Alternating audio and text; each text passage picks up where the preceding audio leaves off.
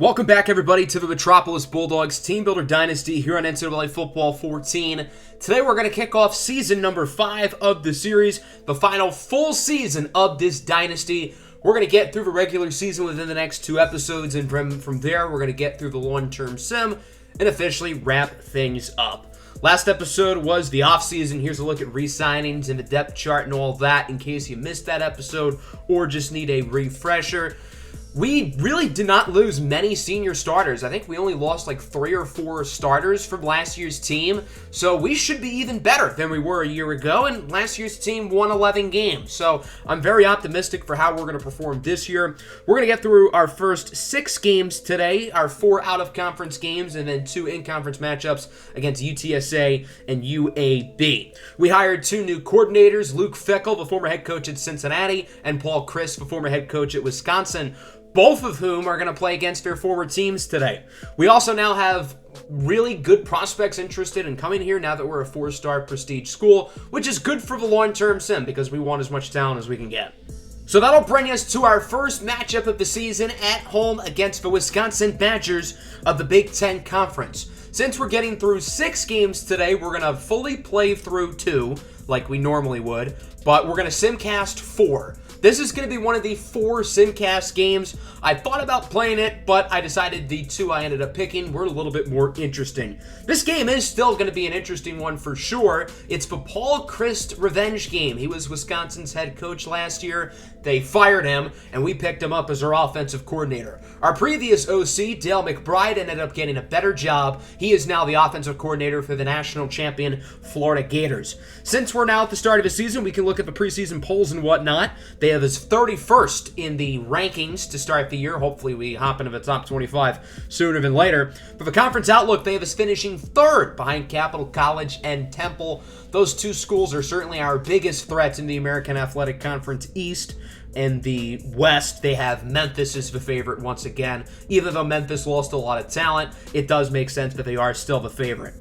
Our team had some preseason honors, including linebacker Michael Roberson on the All-NCAA first team, Curtis Neal, Figgy Yakabuti, and Brian McGrew start the year on the second team, and then we have a bunch of guys on All-Conference, including Manuel Castillo and Didi Santander, our 2 best offensive players on the All-Conference first team, along with a few offensive linemen, and a large chunk of our defense, our entire linebacking core, and our entire secondary. So the whole back 7 is in the All-Conference first team. On the second team, we've got some other guys, including Osiris Young. We've got some more offensive linemen here, such as Chris Adams. Ryan Slater made it. Donovan Barrington is on the second team for returning, which I think is ludicrous. I think Donovan Barrington is maybe the best kick returner in college football, so the fact that he's not even All-Conference first team is wild. Herb Street is picking us to win this game. I think we're a slightly better team, but Wisconsin's also a B+ rating, and they have a little chip on their shoulder. They know our offensive coordinator quite well, but on the flip side, our offensive coordinator knows these guys well, and I think that can help our game plan. Deacon Hill is the quarterback. In the backfield, they have Brian Mills leading the way at running back. This is a pretty talented team. They're nothing crazy, but this is not going to be an easy game for us by any stretch of the imagination, and I expect Wisconsin to make it a tough one. Wisconsin's always a team who plays good opponents tough, and I'm expecting that today. Welcome to Metropolis Field here as we start season number 5 of the series. The Wisconsin Badgers face off against our Metropolis Bulldogs, unranked, but hopefully not for long. And if we can win tonight, then I think we can really find ourselves in the top 25 in due time. So we're going to simulate quarter by quarter. Hopefully we can start this game off pretty strong. We definitely started this game on the right foot, up 10-0 here late in the first quarter, and then in the second quarter, we did not stop there. Both sides of the ball are absolutely clicking as it's 17-0, make it 24-0 right before halftime. Wisconsin would try to fight a comeback in the third quarter. They made it a little bit closer, but I think we're in a good spot here, up by 15 points. No reason to think we can't win this game, and indeed, we're going to finish it off as we take this one home by the final score of 34-16. A good win to start the year for the Metropolis Bulldogs, again, against a good Big Ten opponent. Manuel Castillo was solid. He did throw for under 50%, but it was the Didi Santander show. 33 carries, 176 yards, and 2 touchdowns. He played very well. I'm excited to see what he does as he continues to improve as our starting running back going forward. Wisconsin really struggled on offense in the first half, and although they made some noise, in the second half, it ultimately was not enough to have a realistic shot of coming back. So we start the year 1-0, a pretty good victory here, and that'll bring us to our second game of the season, another Power 5 matchup, another Big Ten opponent, as we face off against our rivals, the Maryland Terrapins. This will be one of the two games that we play in full. I really wanted to play this matchup because I think Maryland is a talented team. Obviously, they're one of our big-time in-state rivals, so anytime you can play a rival like this, you got to take advantage. 5 years ago, our first game in program history was against the Maryland Terrapins, and they were so much better than us. And now to think, look at our ratings. It's not even close. We are a far superior team to these guys, which just shows how much we've improved over the past few seasons. And hopefully we can get another victory here against the Terps on the road. Not going to be an easy one, although it's not too far away from Washington, D.C. Not much more than a bus ride, but still, a road game is a road game nonetheless. So we are not in the top 25 still, but we are super, super close. I think with a win, we're probably going to get in there. We had the most amount of votes of any team not in the top 25. Their quarterback is Wilbur Ford, the former DeMatha Catholic standout in his second year as the starter after the graduation of Talia Tagovailoa. This is a good team, pretty similar to Wisconsin in the sense that, you know, they're solid, not great, probably a little bit worse than us, but not a team we're going to take lightly at all because these guys can certainly play. We've had some tough battles with Maryland over the years, so I think it could be another one possibly here, although if I remember correctly, last year we kind of demolished them, but the last time we played at their stadium, the game went down to the final play. Of course, the game-winning touchdown to start Season 3 by Osiris Young. You guys know the drill around here. Tails never fails. Of course, it lands on tails. So we're going to send out the defense, meaning we're going to look at Wilbur Ford and the Maryland offense out on the field first. This is a really good rushing attack, so our run defense has to be on its A game. 3rd and 6, there's Freddie Kings, a former custom recruit, up the middle for 17. Maryland is moving it pretty nicely as they now have a 3rd and 1. Looks like he's going to go short for the fullback. He has the first, and the ball is out. The Bulldogs force the fumble and get a massive turnover here on the first offensive possession of the game. A huge hit there, I think, by Lewis Reed, who jars the ball out, forcing a turnover, and now Metropolis will get it back with honestly pretty good field position. Yeah, that was Lewis Reed with the hit. No review. This play is going to stand. So the Bulldogs have it. 2nd and 7. Castillo rolls to the left side, takes a shot deep for the end zone. It's caught. C.L. Frost with the touchdown, and the Metropolis Bulldogs start on top. A 47-yard dot for Manuel Castillo into the hands of C.L. Frost, and it's 7-0. Maryland looking to get things going. They're not going to on that play. E.J. Mitchell loses 6. Michael Roberson, the senior linebacker, brings him down. That'll force a punt, and the Bulldogs have it back. First down, Castillo rolls out to the left side, hoping somebody gets open, and he is going to be rocked on the play for a loss of 6. Big play for the Maryland defense. It's Lance Meeks who makes the play. Now it's a 3rd and 17. Castillo rolls out to the right. He's going to run with it, and he got it. Manuel Castillo runs for the first down. He saw nobody was open, so he didn't panic. He didn't force it to his first read, but instead he uses his legs, and that'll wrap up the first quarter. 7-0 lead here for the Metropolis Bulldogs as we now go into the second quarter. On 3rd and 4, Castillo looks for the sidelines, and it's caught by Giorgi Bucciarelli, but they say he was out of bounds. In real time, I thought he was in, and the booth would review it, and as we look at the replay, I honestly don't think he got that foot in bounds. It looks like he dragged it out, but they reversed it and gave the Bulldogs the ball inside the 5. So I don't get that call, but I guess we're not complaining as Donovan Barrington scores shortly after a 1-yard touchdown, and that will put the Bulldogs ahead now 14-0. Really good start for Metropolis on both sides of the ball. They look very good. 3rd and 1. Wilbur Ford keeps it, and he gets rocked. Lionel Brothers brings him down for a loss of 4. That'll force a punt, and the Bulldogs have it back. 3rd and 9. Castillo again, looking to scramble to his right. Takes a shot for Young, and it is incomplete. Good coverage there by the Maryland defense. That's the first possession to go their way on either side of the ball, so they have it back on offense, and it's not going to get much better. Lionel Brothers again makes another play. Brothers is coming off a fantastic freshman season, and he looks even better as a sophomore. 3rd and 14, screen for E.J. Mitchell. He loses 2. How many tackles for loss does this Bulldogs defense, particularly the linebackers, have right now? This is unbelievable. After a really good field position and a short but sweet drive down the field, Didi Santander will find the end zone for a touchdown, and it's now 21-0 late in the first half. Maryland has to feel a little bit desperate. They are getting smoked so far. Wide open is Rivero, pushed out of bounds just outside the 50. Again at 22 for Jason Rivero, hit by the redshirt senior Terrell Cream, one of the few OG Bulldogs left on the team. First down with 40 seconds to go. Ford is sacked by a pair of defenders. They're going to credit that one to Cedric McNeil, the former JUCO player. Now it's a 2nd and 18. Ford under more pressure. He's sacked again, this time by Brian Slater. So that'll make it a 3rd and 26. Maryland would not be able to do anything, and that'll wrap up the first half. Metropolis is dominating right now on both sides of the ball. They lead this game 21-0. The Bulldogs look unstoppable, looking to keep that going here in the second half as they start with the ball. Here's Osiris Young for a nice gain of 17 yards. Maryland still has PTSD from Young's game-winning touchdown 2 years ago when he was a sophomore. 3rd and 2 on the goal line. Handoff up the middle for Donovan Barrington, who powers his way in for his second touchdown of the game. It is now 28-0, and Maryland's in even more trouble. Ford loses it. Mitchell picks it up. That was Chandler Bednarik with the strip sack. Lionel Brothers was there as well. After the strip sack, it's a 3rd and 9. We'll see if Maryland can finally get anything going here on offense. Ford looks to throw it, rolls out, and his pass is picked off.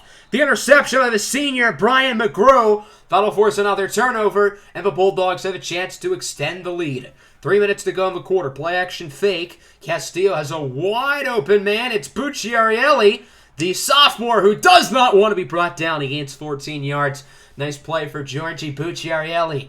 Now it is 2nd and 8. The Bulldogs looking to find the end zone. Castillo goes short for Booch. That's Giorgi Bucciarelli for the touchdown, and it is now 35-0. At this point, this game feels like it's over, and since we have so much to go through today, I just decided to sim out. I don't really think Maryland's going to come back, and sure enough, I would be right.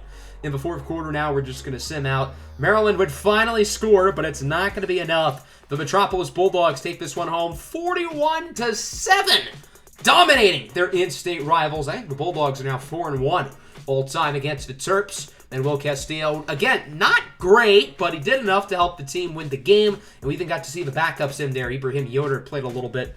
Donovan Barrington got a bulk of the carries. He was really good. Santander did his thing as well. Giorgi Bucciarelli was our best receiver today. He was also our best receiver last week. Shout out Big Georgie. He's gotten off to a nice start as the starting tight end. Lucas Lineley and Marcus Rovanis caught interceptions during the sim. So Wilbur Ford must have been picked off twice during our simulation. Other than that, he wasn't horrible, but, I mean, they didn't run the ball well. The turnovers were bad, and their offense just never really got it going. E.J. Mitchell led the team in catches with 7, but he only had 5 yards. They really tried to focus on the short passing game, particularly screens, and, yeah, it backfired. We had a bazillion tackles for loss, particularly off of passes. So we are now 2-0. That'll bring us to Week 4, our third game of the year against the Cincinnati Bearcats. This is the Luke Fickell revenge game. Fickell was fired from Cincinnati this past season. Cincinnati moved from the American Athletic Conference to the Big 12, and things have not been really working out up there for the Bearcats. We were one of the teams who replaced Cincinnati in the American Athletic Conference, and obviously it has worked out a lot more for us, considering we're winning some games, and we may get some Power 5 looks in the near future. I think our team is certainly Power 5 capable, and I wouldn't be surprised if during the long-term sim, we get a Power 5 invite. Hint, hint.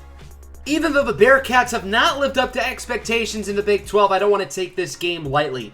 They're B+ rating. They're pretty much about as good as us once again. We are now ranked. We have hopped up to the 22nd spot in the top 25, and hopefully we can keep it rolling. Their quarterback is senior Trent Page. They've got a few guys behind him, but Page is the starter, and he has been the starter for a few years. Will Paris and Jerome Grant are out the backfield. Their best player's last name is Dingle, so that's kind of fun. I think we're a better team than these guys, and based on how we've been playing, there's no reason to think we can't win, especially at home. And just like with Wisconsin, Luke Fickell knows these guys. He knows how to play against them. He knows their strengths and their weaknesses, so hopefully we can take advantage and win our second, or our third non-conference game of the year, our second home game of the year. So we are back at Metropolis Field. The Bulldogs looking to start the season 3-0 once again. Cincinnati's going to pick tails because tails never fails. It lands on tails. The Bearcats are going to start on defense. Hopefully we can set the tone quickly on offense and try to take Cincinnati out of this one early, just like we did with both Wisconsin and Maryland. So we're again going to go quarter by quarter, a slow start for both offenses. Who's going to strike first? It looks like nobody will, but eventually we would add a touchdown at 7-0, and we have the ball past the 50. We would score a quick touchdown in the second, force a turnover, add a field goal. We have a super long touchdown, and yeah, this game is turning into a blowout. Cincinnati would add a touchdown and a 2-point conversion right going into halftime, but it is not looking good for the Bearcats, as we would eventually make it 31-8, and this looks like another blowout. The Bearcats would give us a run for their money in the fourth quarter, bringing it to as close as 7 points. And here on 4th and 1, I actually decided to hop in and go for it just to finish it off, and Donovan Barrington does exactly that. So we're going to win this game 24-31. I know the game was close, but never really was all that close. We were superiorly the better team throughout. We were up 24-0 late in the first half. We led 31-8 after the third quarter. Cincinnati never really had a chance in this game, to be quite frank, and ultimately got the job done. We had a few really long plays. Rashawn Obendote with a 65-yarder in the second quarter, which pretty much put Cincinnati out of it. That put us ahead 24-0. Manuel Castillo was quite solid. He did throw his first interception, but he finally threw over a 50% completion percentage. Didi Santander had another nice game, adding 2 more touchdowns on the ground as he continues to be an absolute machine. Osiris Young had his best game of the year. Rashawn Obendote and Kemi Amembanigbo were good. The offensive line was good. The defense was good up until garbage time in the fourth quarter, and at that point, we had already had the game won. So I'm not going to fault on the defense. They did a good enough job to help us get the win and improve to 3-0. Trent Page threw the ball a lot, 52 times. It seems like whenever we simcast a game, their quarterback throws the ball literally like 50-plus times very often. I don't know why that is, but our pass defense did enough today to help us get the win, despite a valiant effort from Jack Dingle. He had a sack and a pick, but not enough to help the Bearcats get the job done. So our next 2 games are in conference. We start with Week 4 at the University of Alabama, Birmingham. The UAB Blazers are not good. They are 0-3. They are one of the worst teams in our conference, and I know we should be taking these guys seriously because it's an in-conference game. We have to fly all the way down to Birmingham, Alabama, but this should be a game that we win by a lot. We're definitely a better team than UAB, and I think this is a game that we should be able to win fairly easily if all things go well. UAB has not started their season off strong. They're not a good team. They only have a C+ rating. Their defense is a monstrosity, and if you look at their roster, they're just not good. Their quarterback, Patrick Petty, has 57 speed, but despite that, he can barely throw. We talked about how bad he was last year, and he's been arguably even worse this year. 39% completion percentage is not going to cut it. They do have a good running back. Phil Jones is averaging well over 100 yards per game. He's been really the only bright spot for this team.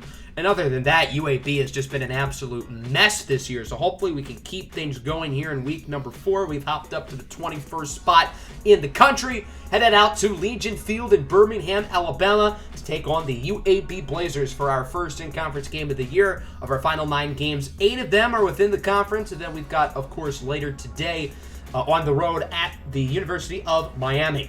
We're, of course, going to start on defense, hoping they can start off strong against 57 speed himself, Patrick Petty at quarterback. This game is going to be another simcast game. I don't really think we have to play this one. We should beat these guys pretty easily. Hopefully we don't have to hop in. And we started off actually kind of slow, but we would add a touchdown late there in the first quarter. We lead 7-0. We had the ball. We would score another touchdown. Yeah, we're really starting to look good. Now we lead this game 21-0. UAB would add with a touchdown late in the first half. We scored a late field goal, so it's 24-7. And then from there, we would not stop. 31-7.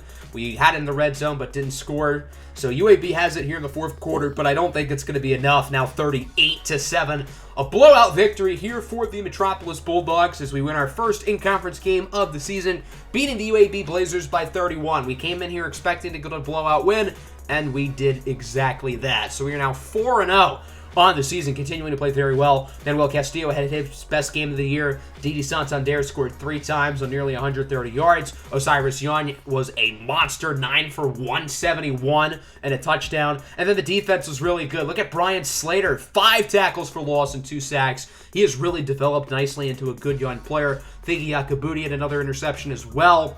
Marquez Glover wasn't great, but other than that, everybody was really good. They only gave the ball to Phil Jones 5 times. That seems, honestly, sort of stupid, but okay, I'm not going to complain because, obviously, they just wanted it in the hands of Patrick Petty, who can't really run or throw. So when your quarterback can't do either one of those things, probably not going to win many games. So that'll bring us to our 5th game of the year. Again, it should be an easier in-conference game against the University of Texas San Antonio. The Roadrunners come in also winless. UAB and UTSA are probably the 2 worst teams in our conference. The American Athletic is actually a really good conference, but you've got some bad teams at the bottom, like UAB and UTSA. So this should be another pretty easy win for us. UTSA is 0-1 in conference, 0-4 overall. They are just absolutely dreadful, just like UAB. And this game is at home as well, and in the rain. I think we're going to be a little bit more used to the elements than UTSA because they play out in Texas. So this should be a game that we have no problem with, just like the UAB matchup. As we look at their ratings, again, not good. Maybe a little bit better. They have a B-. As you can see, we are now the 16th ranked team in the nation. We went up 5 spots for beating UAB. How about them apples? As we look at UTSA's roster here, I think they're a little bit better than UAB, particularly the 2 most important positions, quarterback and running back. They have a couple talented seniors in Eddie Lee Marburger at QB and 5'7" Justin Rodriguez at running back. He averages over 100 yards per game. So I think on paper, at first glance, this team looks a lot better than UAB. They have like 5,000 decent quarterbacks on their roster. But the reason why they're 0-4 is not because of their offense. It's because their defense is the worst in the country. We have a lot of recruits visiting this week, so it's important that, we put up some good numbers. We impressed the recruits, and I think we're certainly going to be able to do that for our offensive recruits. Look at their team stats. They're in the bottom 105 in every major defensive statistic. Their offense is above average. They're 26th in passing, but their defense just absolutely blows. So I'm expecting big things from the offense today. Didi Santander should run over these guys. Manuel Castillo should dot them up. And we should have no problem, again, just like the UAB matchup, hopefully improving ourselves to 5-0 before our big matchup next week on the road against Miami. This game, again, is going to be a simcast because this game isn't as important as the Miami one. We started off a little bit slower than I had hoped for on offense, as it's only 7-0. UTSA is having a nice little drive. They scored a field goal. Then Donovan Barrington returned a kick, return to the house. UTSA is keeping it close. It's 21-10 at halftime. The Roadrunners are keeping it competitive. Their offense has been pretty good for being 0-4. Now 28-17. We are pretty close to the end zone. We would score a touchdown. UTSA's offense is giving a good fight, but ultimately our offense is just a little bit too high-powered as we win this one 35-17 and improve to 5-0 on the season. So we are now undefeated once again. I don't think we've ever won our first 5 games of a season. Other than the Donovan Barrington kick return, no touchdown this game was more than 4 yards. Just figured I'd throw that out there. Manuel Castillo was fine, 15 of 22, 193, 2 touchdowns and a pick. But again, we really focused on running the ball, and Didi Santander was quite good. CL Frost led the way receiving-wise. The offensive line was unbelievable. 16 pancakes for Jared Martinez, 13 for Blake Wright. The defense did their job as well. So I think the offensive line was really the MVP today. Maybe the main reason why UTSA really struggled is because their defensive line cannot stop a nosebleed. So maybe that's their issue. They did have one guy with 4 tackles for loss at defensive tackle, but other than that, their D-line was just bad. So that'll bring us on the road at Miami against the Hurricanes. They are the 3rd-ranked team in the country. Before this game, we got our very first player to commit this season. Actually, we got our first 2, a pair of offensive linemen, both named Derek. The guard is 76 overall Derek Curtis. He's a 3-star, the 21st ranked guard in the country, but he's a lot better than a 3-star. This is a guy who I think is going to start very early in his collegiate career at our program. And then Derek Williams is a 4-star tackle, the 14th ranked tackle in the nation. He is 6'8", really talented player, and another guy who I think will have an opportunity to start early. So we've got the dynamic Derek duo on the offensive line as our first 2 players to commit in this year's recruiting class. That'll bring us to the 6th and final game of the day as our number 13th ranked Metropolis Bulldogs head south to Miami, Florida to take on the number 3 ranked Miami Hurricanes led by head coach Manny Diaz. Yes, they still have Manny Diaz. Mario Cristobal never left Oregon, and they were never bad enough to fire Manny Diaz in the first place. This is a really big opportunity to prove to the national audience that we're not some one-year wonder. We obviously had our great season last year, going 11-3, making it to the Sugar Bowl and nearly winning. But now we have an opportunity to get what would be the highest ranked opponent for us to ever beat in program history with number 3 Miami. We've played a number of highly ranked teams over the first 5 seasons of this series, but we've never beaten anybody in the top 5. We've been close a couple of times, obviously last year, particularly in the Sugar Bowl against Notre Dame, but unfortunately we were unable to. Interestingly, Temple, who was 11, just dropped out of the top 25, so they're not being overly kind to other American athletic teams. So if we lose, we may take a nosedive in the rankings. Miami is the only team in the country who is a 99 at quarterback and running back. Their QB is redshirt senior Jake Garcia, and at running back they have Cody Brown and Thaddeus Franklin Jr. Brown averages over 100 yards per game. He never really got a chance before this season, but he has 69 carries. Nice, and he's been quite effective. Thaddeus Franklin as well also never really got a chance before this year, which just shows how much talent this team has. James Williams, the safety as well, was a super high recruit a couple of years ago. Now he's a redshirt senior. So they've got a really good team. They've got a good mix of young guys and veterans who are really talented. So this is going to be a tough one. Welcome to Hard Rock Stadium, home of the Miami Dolphins and the Miami Hurricanes, who are ranked number 3 in the nation. Our Metropolis Bulldogs are number 13 in the country. We sit at 5-0, looking to clinch our bowl eligibility today and get what would be the highest ranked opponent for us to beat in program history. Tails never fails. We're going to start on defense. Of a Miami offense will open things up. Here is Jake Garcia and the crew. 3rd and 4. It's a screen, and he's intercepted. The senior, Curtis Neal, reads the play like a book, and he's going to take this one for a house call. A pick 6 for the Metropolis Bulldogs. What a perfect start to the game. The offense is out on the field. They're going to go for 2, and they got it. Didi Santander makes it 8-0. I think Metropolis kind of wanted to throw Miami off, but Bulldogs are being extra aggressive here against number 3 Miami, and that's what they did by going for 2. 3rd and 1, Garcia loses 4. He's wrapped up by Lionel Brothers, and now the offense actually gets to have a drive. I know it's early, but the Bulldogs look very good so far as Osiris Young weaves his way through defenders to the 35-yard line for a nice gain of 27. Now in the red zone, 2nd and 4 here for the Bulldogs. Castillo looks to throw it. He has a wide-open man. It's Kemi Embenigba for the touchdown. Miami sent a blitz there. They had a ton of guys go after the quarterback, but they have nobody back deep in the middle of the end zone, which is where Kemi Embenigba was able to catch the touchdown. So it's now 15-0. Miami's got some groundwork to do. Cody Brown with a nice gain of 24. That should certainly help things out. 3rd and 10 now in the red zone, possibly the final play of the quarter. Garcia looking through the end zone, and it is incomplete as he throws it over the goalpost. Good coverage there by Metropolis, and so that would wrap up the first quarter. 15-0. The Bulldogs lead, about as good of a start as you could have asked for. The shutout looks like it's going to be short-lived as Miami brings down the field goal team here, trying to make it 15-3, and the kick is good. What a weird score, 15-3. So Metropolis has it back, 3rd and 6. The Bulldogs look to run a screen of their own. It's Didi Santander, and he is going to try to spin for the first down, but he's just short. Good stop there by Miami. The Bulldogs love to be aggressive and go for it on 4th and inches, but being on their own side of the field up by 12, Coach Barks decided to punt it. Miami has it back on 3rd and 5. Garcia is sacked. A couple guys there in the backfield, Cedric McNeil among them.